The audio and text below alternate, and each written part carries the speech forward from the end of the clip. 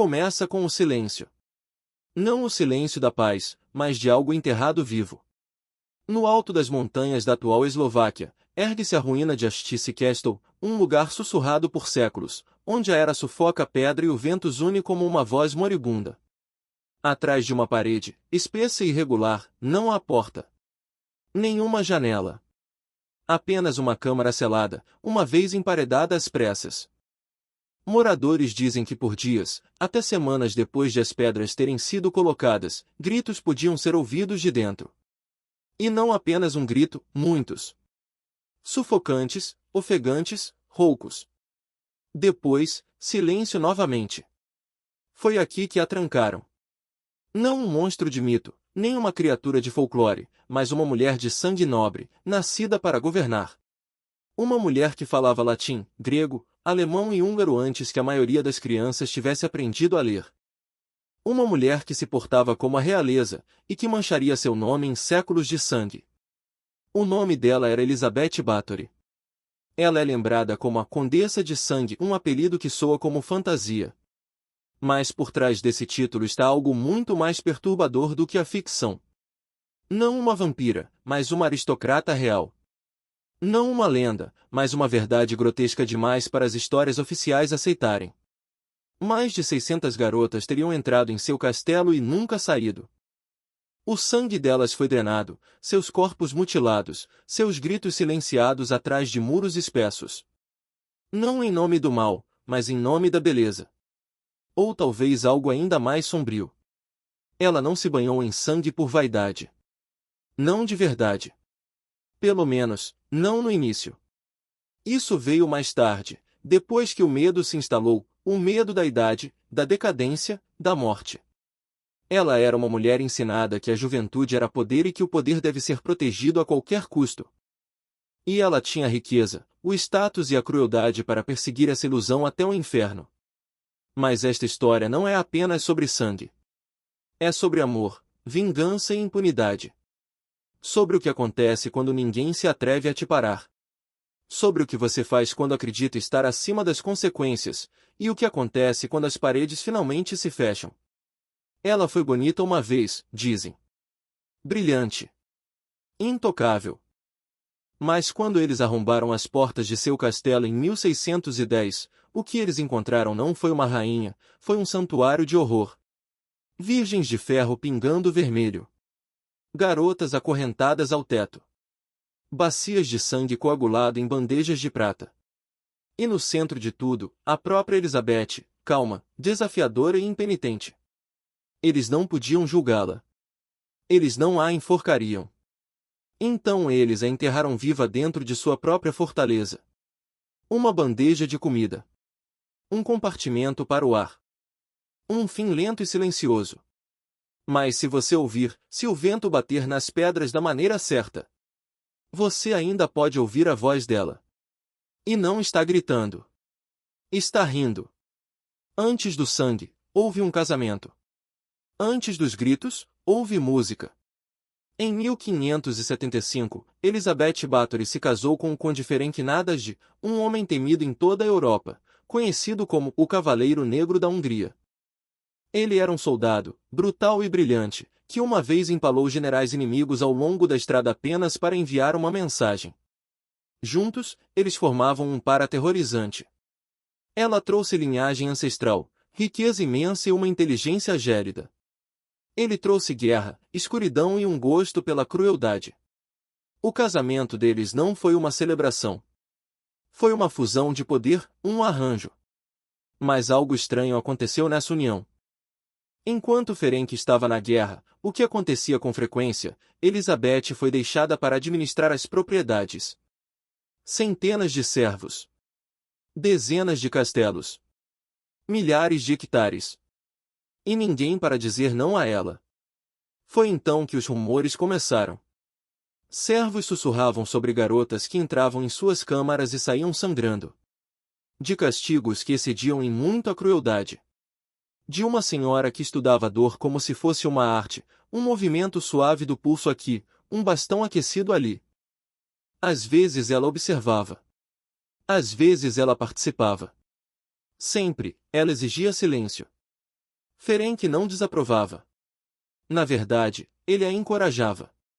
Ele lhe presenteou com dispositivos, chicotes com pontas, ferros personalizados, coisas destinadas a subjugar o corpo e o espírito. Ele a ensinou táticas do campo de batalha para usar no quarto. Juntos, eles construíram um mundo onde o sofrimento era entretenimento, e a obediência era encharcada de medo. Mas não foram apenas os servos que notaram. Os camponeses locais falavam em voz baixa. Garotas pararam de se candidatar a empregos no castelo. Algumas desapareciam na estrada. Outras eram encontradas no bosque, mal vivas, quebradas demais para falar.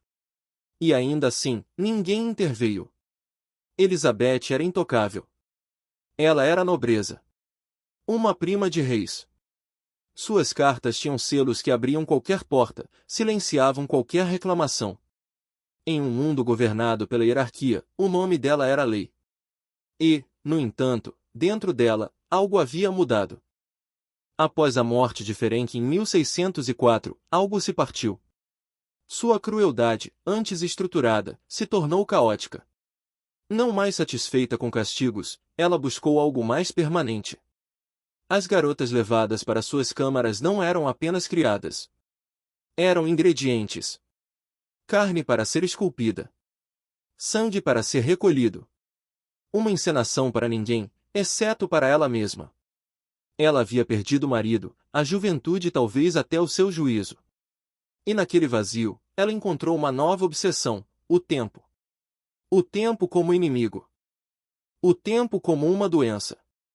O tempo como algo que poderia ser revertido, se ela bebesse sangue suficiente, se o usasse em seu rosto, se ficasse encharcada nele por tempo suficiente para dissolver os anos. Os camponeses tinham razão em temer a estrada para Astice. Porque atrás de seus portões, o cavaleiro negro havia partido, mas o verdadeiro monstro tinha acabado de despertar. A estrada para Astice era ladeada de papoulas no verão. Pétalas vermelhas esvoaçando como sinais de alerta. Mas aqueles que passavam pelos portões não viam flores, apenas muros de pedra, altos e indiferentes, e janelas que olhavam fixamente para as colinas. Dentro daqueles muros, garotas desapareciam. A princípio, elas vinham de bom grado. Prometiam posições como criadas, costureiras, ajudantes de cozinha. Filhas pobres de fazendeiros, órfãs, garotas da aldeia sem dote e sem voz. O selo da condessa trazia honra para suas famílias. Um lugar em sua casa significava pão, proteção, talvez até um futuro. Elas não sabiam que estavam entrando em um labirinto de dor. Os primeiros rituais foram simples. Um tapa por falta de jeito. Uma queimadura por desobediência. Uma agulha debaixo da unha por roubar migalhas. Elizabeth chamava de disciplina. Ela exigia silêncio enquanto trabalhava, inspecionava feridas como uma alquimista, media hematomas com a precisão de uma cirurgiã. Havia regras. A dor era metódica. Mas as regras mudam quando ninguém está olhando. Logo os castigos se transformaram em outra coisa. Ela ficou curiosa. Quanto tempo uma garota podia gritar antes que sua voz falhasse? Que cor a pele fica quando o sangue é tirado no frio? Que cheiro tem a carne pouco antes de morrer? A resposta a empolgava. Ela começou a manter registros. Um diário, talvez. Ou listas. Nomes. Idades. Feridas. Alguns dizem que ela consultava livros de medicina antiga. Outros afirmam que ela foi inspirada por magia negra. Mas uma verdade permanece, ela nunca parou. Nem depois que a primeira garota morreu. Nem depois da segunda. Nem depois da 50ª. O castelo mudou com ela. Quartos foram reaproveitados, um para espancamentos, outro para cortes, um para drenagem. Grandes tinas foram trazidas, profundas e polidas, brilhando como luas de prata à luz de velas.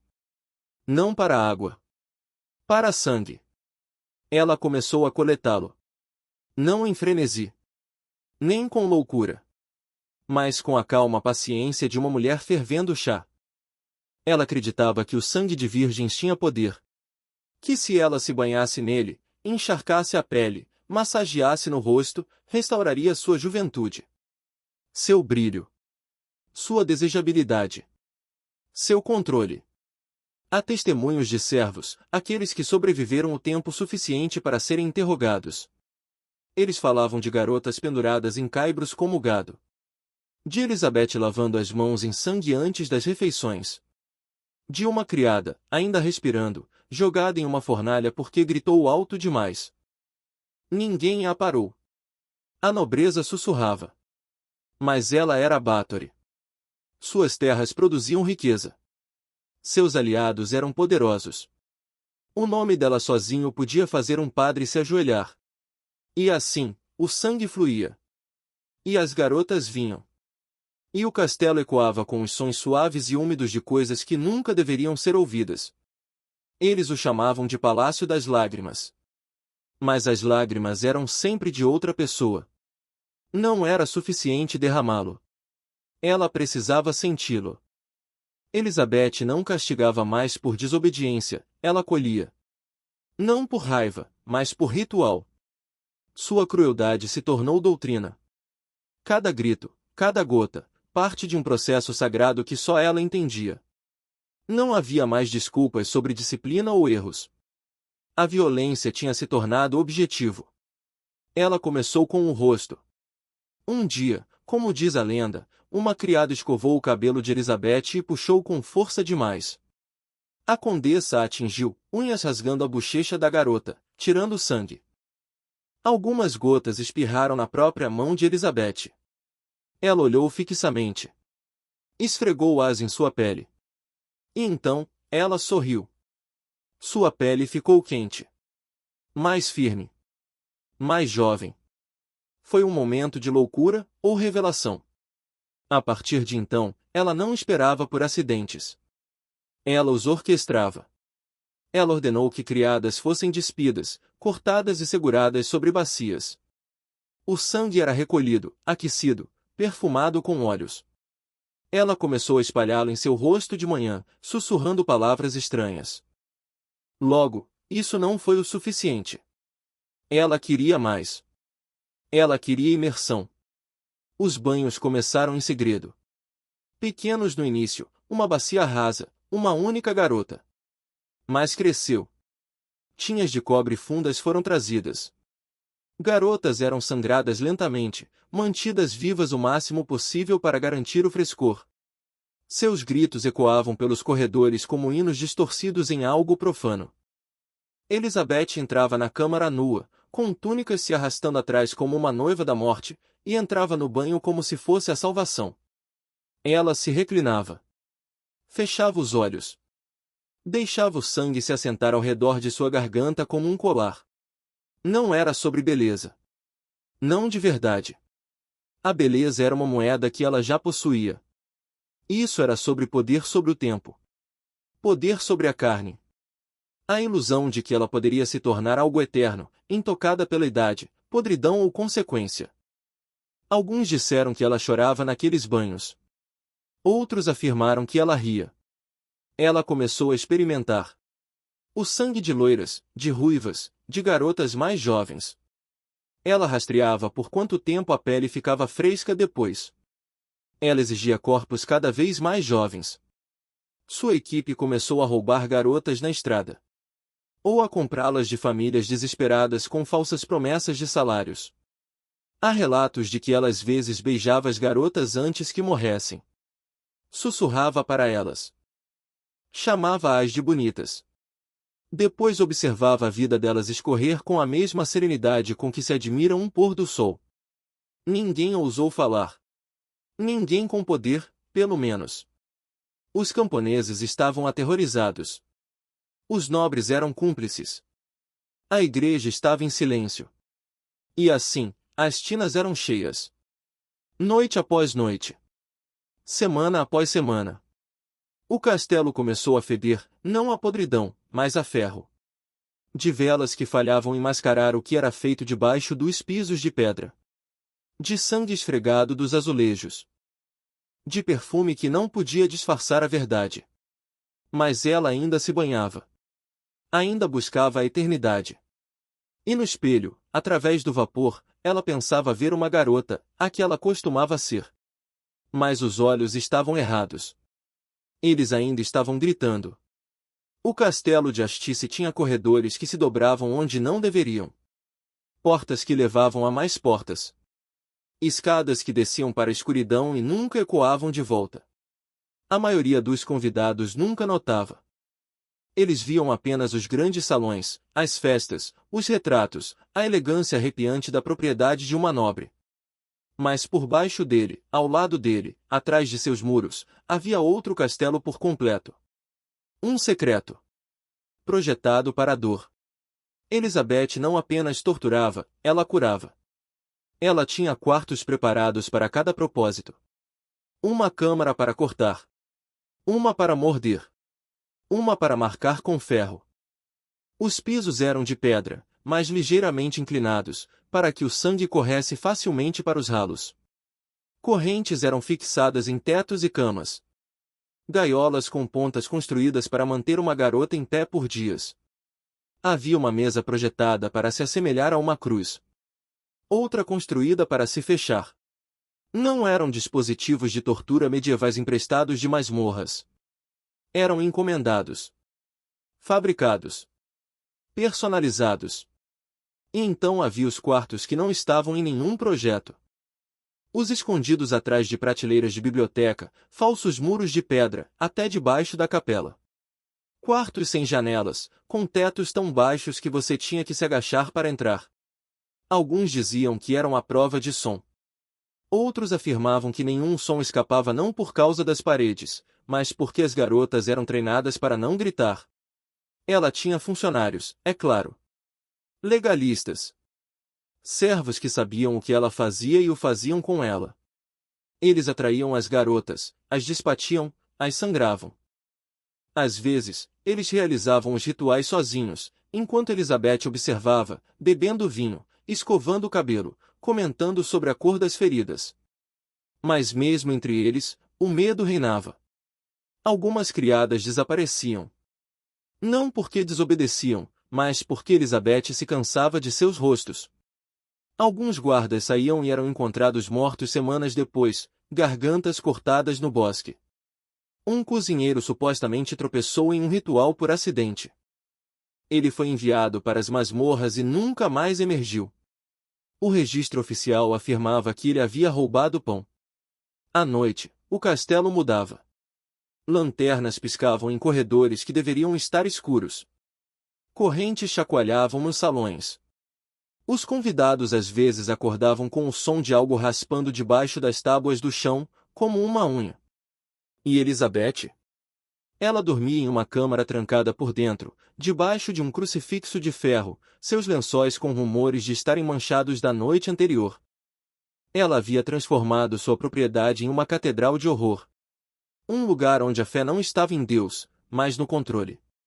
Onde os próprios muros tinham memória, e as pedras eram escorregadias de segredos. E ninguém veio para pará-la. Porque para o mundo exterior, ela ainda era a Condessa Bathory, prima do rei, patrona de igrejas, protetora de suas terras. O sangue das maiores casas da Hungria corria em suas veias. Ninguém queria ver o que ela havia construído. Ninguém ousou. Até o cheiro chegar à aldeia. Até a filha de um mercador gritar por uma janela que ninguém deveria ter encontrado. Até um padre ver algo debaixo do chão da capela, e deixar cair seu crucifixo de medo. O castelo não podia mais guardar seus segredos. Mas Elizabeth não pararia. Ela tinha mais uma coisa a provar, que o amor, também, podia sangrar. A voz humana é uma coisa frágil. Pode gritar, pode sussurrar, pode implorar. Mas sob o peso do medo, ela falha, e depois desaparece. Dentro dos muros de Astice Castle, as vozes morriam silenciosamente. A equipe em torno de Elizabeth Bathory não era de estranhos. Muitos a serviam desde a infância. Alguns eram instruídos. Outros eram camponeses elevados pela lealdade. Todos eles sabiam. Eles buscavam as garotas, se desfaziam dos corpos, limpavam os pisos. Eles eram as mãos que carregavam a escuridão dela, e as bocas que nunca ousavam descrevê-la. A princípio, o silêncio era lealdade. Depois, tornou-se sobrevivência. Peguem Dorothea Sentes, chamada Dorca, uma das assistentes mais próximas de Elizabeth. Ela ajudava a conter as garotas, as selecionava das cozinhas, as preparava para o banho. Algumas noites, ela até se juntava. Depois havia Ilona Jó, a camareira que mantinha os registros. Ela sabia os nomes. Ela pagava os que não retornavam. Eles não eram inocentes. Mas não eram livres. Um único passo em falso, um olhar fora do lugar, uma desculpa gaguejada, e eles também poderiam se tornar parte do próximo ritual. Um guarda, disse, se recusou a trazer uma garota jovem demais. Ele foi encontrado dias depois, enforcado no portão do castelo, com a boca cheia de pano. Sem nota. Apenas o selo da condessa. O medo se tornou sua própria linguagem. As refeições eram servidas em silêncio. O contato visual era evitado. A equipe se movia como sombras, obedecia como máquinas. Um movimento do pulso de Elizabeth, e uma vida podia ser desfeita. Eles não eram servos. Eram cativos em um palácio de espelhos, forçados a refletir sua vontade. E, no entanto, alguns ainda tentavam escapar. Um moço de estábulo uma vez fugiu na noite. Ele foi pego antes do amanhecer. Os aldeões ouviram seus gritos ecoarem da torre oeste por 2 dias. Depois disso, ninguém mais correu. Ninguém sequer sonhou com isso. Aqueles que foram dispensados do serviço, poucos e distantes entre si, frequentemente desapareciam na estrada. Suas famílias recebiam cartas, seladas em cera, alegando doença, casamento, emigração. Mas essas famílias sabiam a verdade. Alguns encontraram roupas ensanguentadas enterradas perto da linha da floresta. Outros não encontraram nada. Havia sussurros entre o campesinato. Histórias passadas de mãe para filha. Que a condessa se alimentava da juventude. Que seu castelo bebia o sangue. Que se você olhasse muito tempo nos olhos dela, você esqueceria seu nome. Mas até eles permaneceram em silêncio. Porque falar era desaparecer. E Elizabeth tinha ouvidos em todas as aldeias. A igreja não disse nada. O rei não disse nada. Ela pagava seus dízimos. Ela enviava presentes generosos. Ela construía capelas. O nome dela estava ao lado de santos nas paredes das catedrais. Quem ousaria acusá-la? E, no entanto, em lugares silenciosos, a culpa começou a vazar.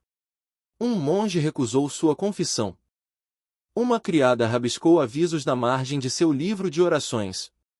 Um mensageiro contrabandeou uma fita rasgada, encharcada em sangue, para a manga de um bispo durante a missa. Algo estava se quebrando. E no castelo, Elizabeth começou a mudar. Seus rituais se tornaram mais frequentes. Seus humores mais erráticos. Ela gritava para espelhos.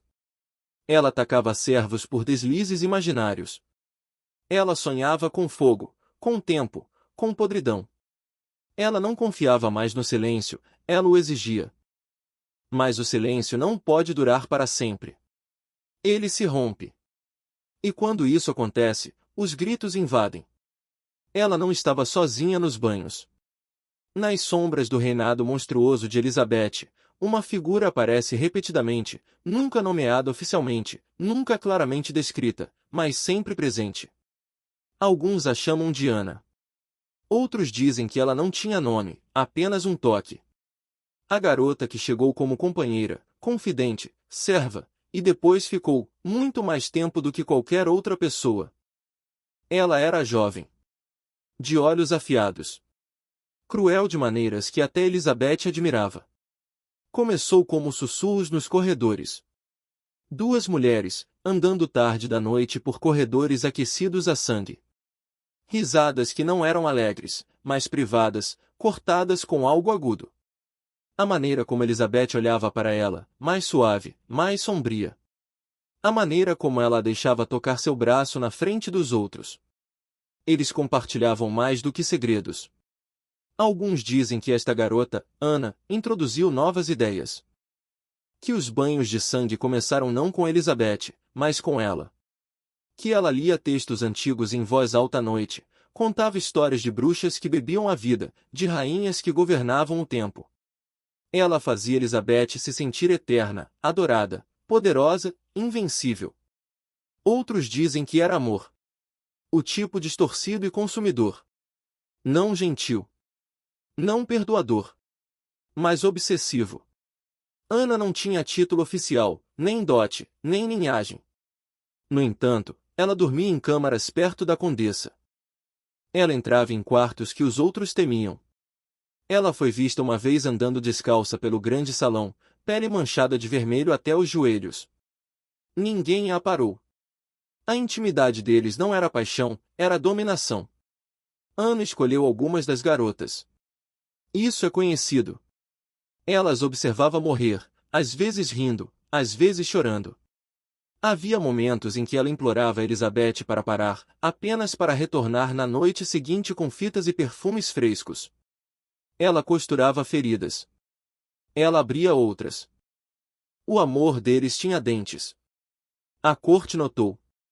Uma nobre, visitando de Viena, descreveu a estranha dinâmica em uma carta agora arquivada em uma coleção privada.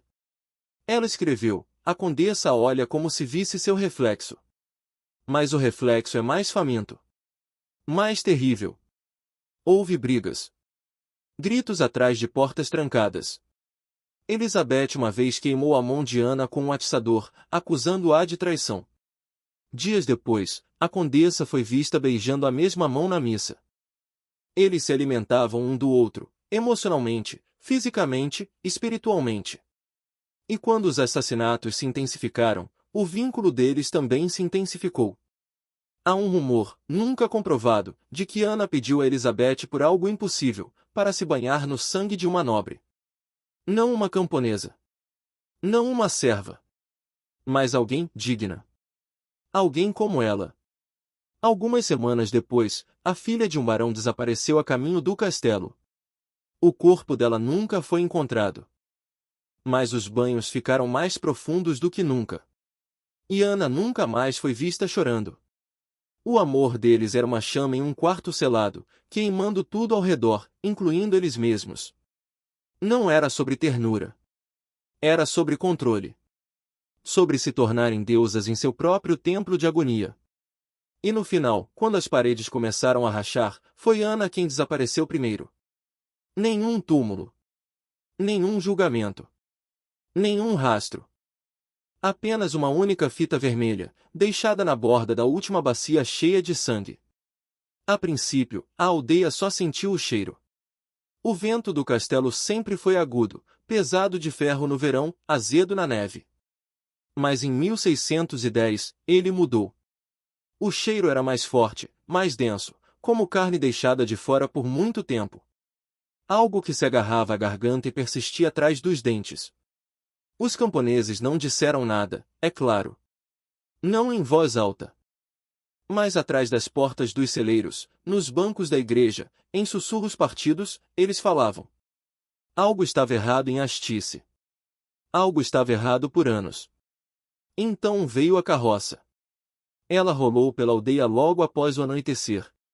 Uma carroça de madeira, coberta por um lençol rasgado, rodas rangendo como se estivessem relutantes. 2 guardas cavalgavam ao lado dela, silenciosos. Nenhum condutor. Nenhum sino. Uma corda se arrastava atrás na poeira. E por baixo do pano, sangue. Uma linha constante, como uma assinatura. A carroça bateu em uma pedra. O lençol escorregou. E o que se derramou não foi lenha. Foi um corpo. Uma garota, não mais de 14 anos. Nua. Rasgada. Ainda quente. E esse foi o momento em que o silêncio acabou. Uma mulher gritou. Um padre deixou cair sua lanterna. Alguém tentou correr atrás da carroça, mas ela desapareceu subindo a colina, de volta para o castelo, como se tivesse sido engolida pela escuridão. Naquela noite, sinos tocaram que não tocavam há décadas. Portas foram trancadas. Velas queimavam baixas. E pela manhã, uma carta foi enviada para a corte real em Viena. Para o palatino da Hungria, George Thurzó, um homem leal à coroa, primo da condessa, e finalmente, suspeito. Ele tinha ouvido rumores. Os descartou. Depois os ouviu novamente, desta vez de lábios nobres. Depois de novo, de um bispo. E agora, um cadáver em uma carroça. Era hora de agir. Mas Elizabeth foi cuidadosa. Quando Thurzó chegou semanas depois, sem aviso, ela o recebeu. Sorrindo. Composta.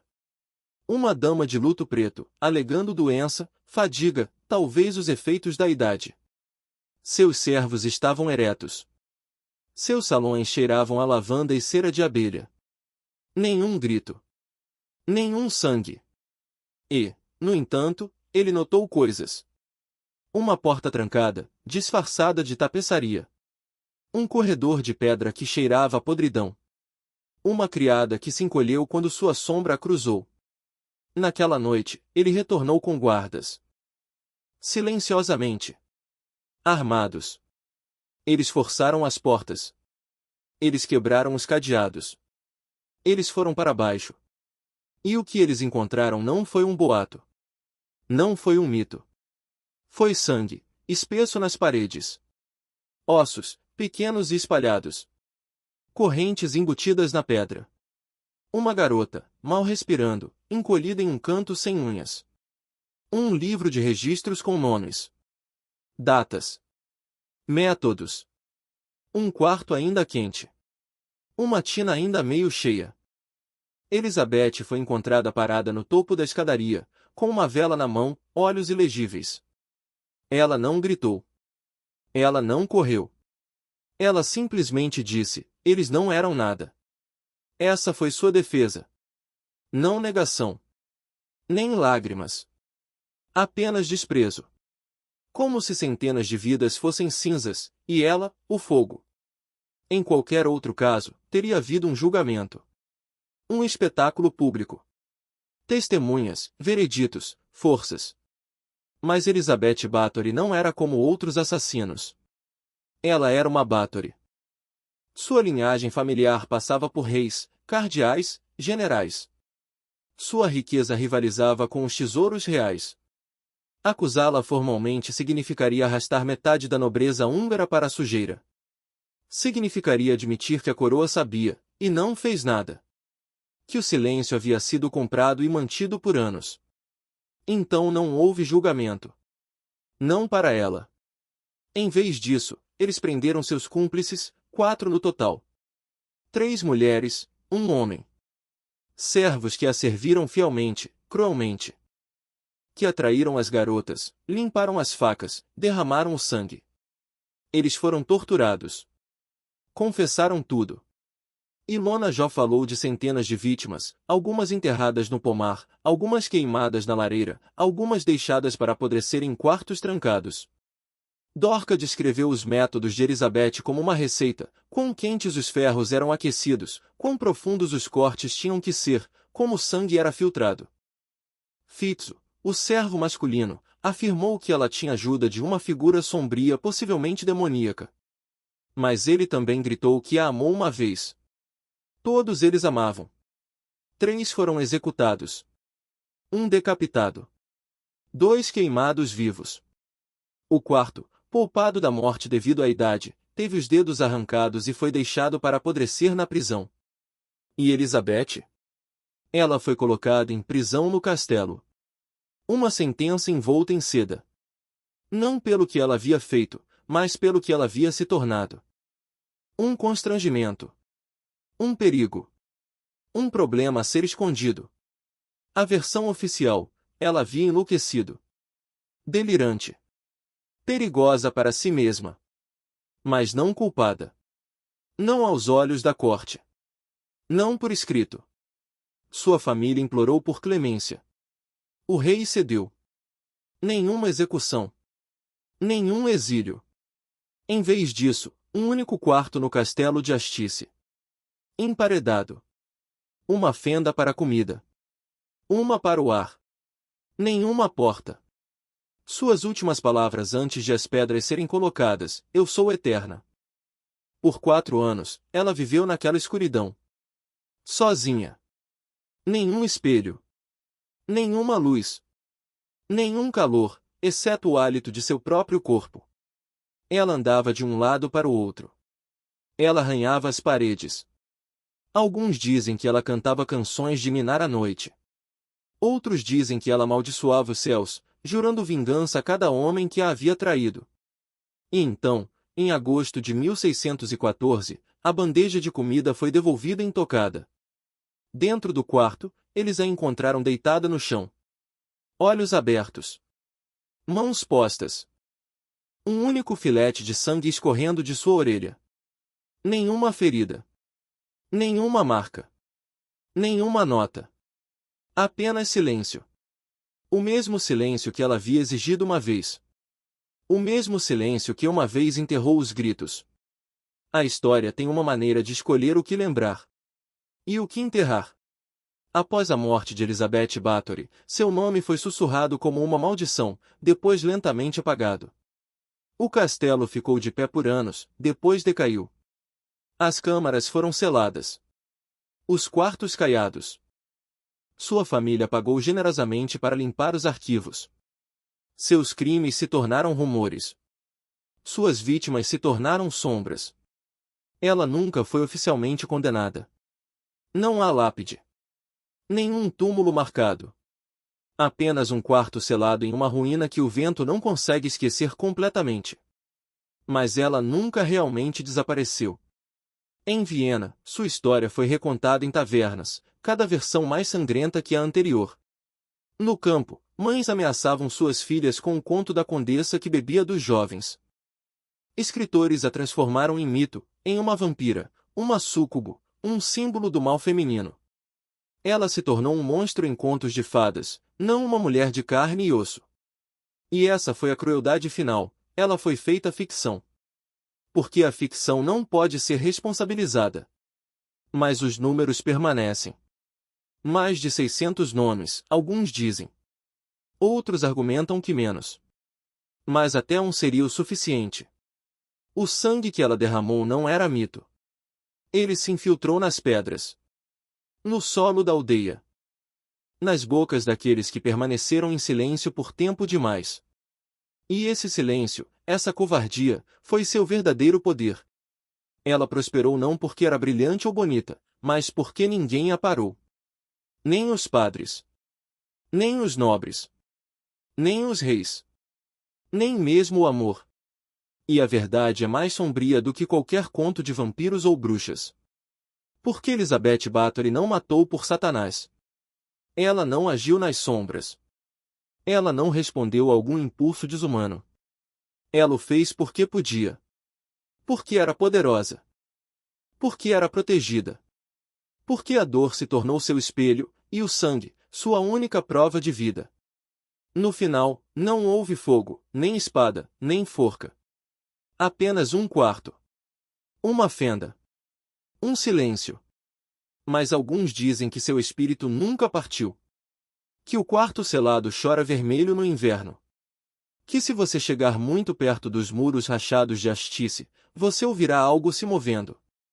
Não um fantasma. Nem um grito. Mas uma respiração. Lenta. Medida. Esperando. Porque monstros como Elizabeth não morrem. Eles dormem. Eles esperam que o silêncio retorne.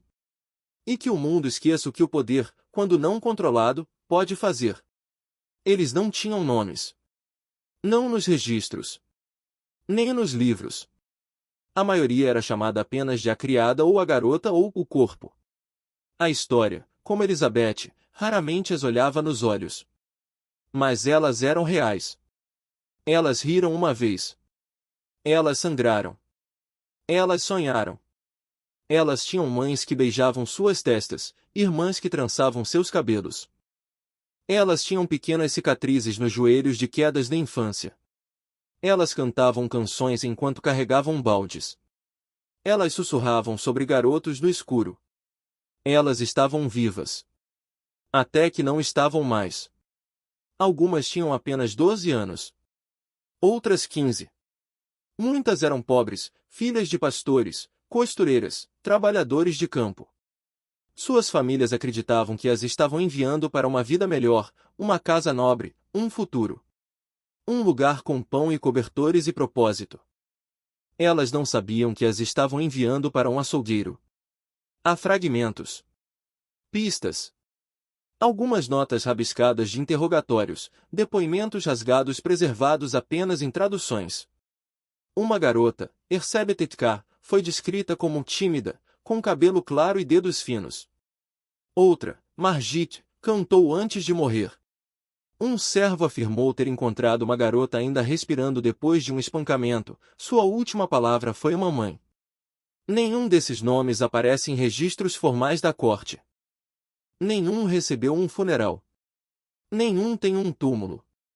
Elas foram enterradas em poços do pomar, debaixo dos pisos da cozinha, jogadas em riachos. Algumas foram queimadas. Outras seladas nos próprios muros do castelo, seus ossos escondidos como rachaduras na fundação. Cada pedra de Astice ainda pode repousar sobre um crânio que uma vez pertenceu a uma garota que escovou o cabelo de uma nobre com muita força. Mas o silêncio delas não foi apenas obra de Elizabeth. Foi coletivo. Os nobres que ignoraram os rumores. Os padres que aceitaram a moeda dela. Os moradores da cidade que desviaram o olhar quando as carroças passavam. Os registradores que omitiram. Os historiadores que a romantizaram e a transformaram em uma rainha vampira, e esqueceram completamente das garotas. Nesse esquecimento, um segundo crime foi cometido. Um mais silencioso. Mas tão cruel quanto. Porque elas não eram símbolos. Elas não eram sacrifícios ou estatísticas ou pontos de enredo. Elas eram crianças. E embora o mundo tenha tentado apagá-las, às vezes a história ainda pode ouvir.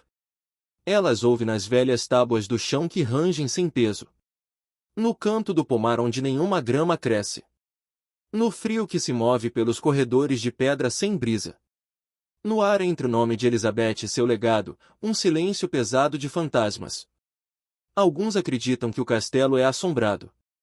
Que as garotas ainda andam por suas ruínas. Não para aterrorizar, mas para serem lembradas. Uma procissão de pés descalços sobre pedra fria. Um coro de vozes, suaves e baixas, cantarolando canções de ninar que ninguém vivo conhece mais. E talvez seja assim que a justiça se parece. Não fogo. Nem castigo. Mas memória. Para falar seus nomes. Para lamentar por elas. Para lembrar que por trás de cada lenda encharcada de sangue, havia garotas que nunca tiveram a chance de se tornar mulheres. Que este seja o capítulo delas. Não o dela. Se esta história te abalou, se o silêncio do quarto selado ainda ecoa em sua mente, não deixe que ele se desvaneça. Inscreva-se em Pesadelos Medievais para mais contos verdadeiros que os livros de história tentaram enterrar. Deixe um comentário abaixo. Elizabeth Bathory era um monstro, ou um espelho do poder sem castigo?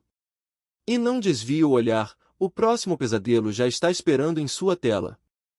Clique nas histórias que aparecem agora para descobrir mais horrores dos cantos mais sombrios do passado.